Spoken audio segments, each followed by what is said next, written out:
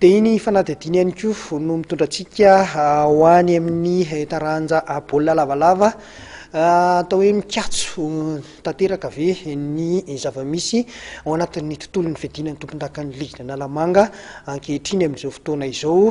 Tsy fantatra aloha izay tena marina mahakasika izay satria hatreto dia ny tamin'ity herinandro ity dia nametraka ultimatum herinandro ho an'ny mpitantana na ho an'ny Ligue Nalamanga io na ho an'ny Analamanga Rugby na ny mpitantana ny malagasy rugby ny filevana 9 izao olana misy ato anatin'ny tontolo izao mazava loatra fa tsy misy zany ny lalao tamin'ity herinandro ity ara dia nisy ny fanambarana izay raisany izy ireo nanandraisany izay fanapahan-kevitra izay.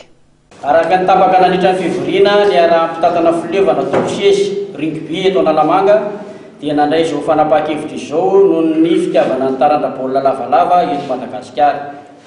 Voalohany, manome ultimatum herinandro manomboka ny alatsinainy 20 Mey 7 ka hatramin'ny 5 Mey 7 andamany anareo mpitantana isana maratonga izay filevana 9.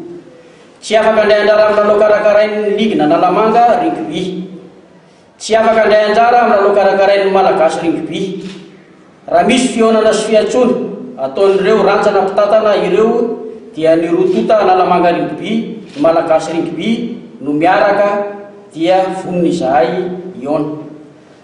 Raha tsy voavany olana ao anatin'ny ultimatum dia raisinay an-tanana ny fikarakarana ireo ankizy biasinay filevana tsirairay avy. Tapa-kevitra koa izahay filevana 9 fa tsy handefa ny mpilalao tsirairay avy ao anatin'ny Kaizy Makidy Madagasikara mandra-pivahan'ny olana raha tsy mangaika ny mpitantana rugby dia ny malagasy rugby sy ny Analamanga rugby. Nataonay miaraka izao fanambarana izao ary anaovanay sonia eto ambany dia ny kliba 9 milalao atao anatin'ny Ligue Nalamanga izany.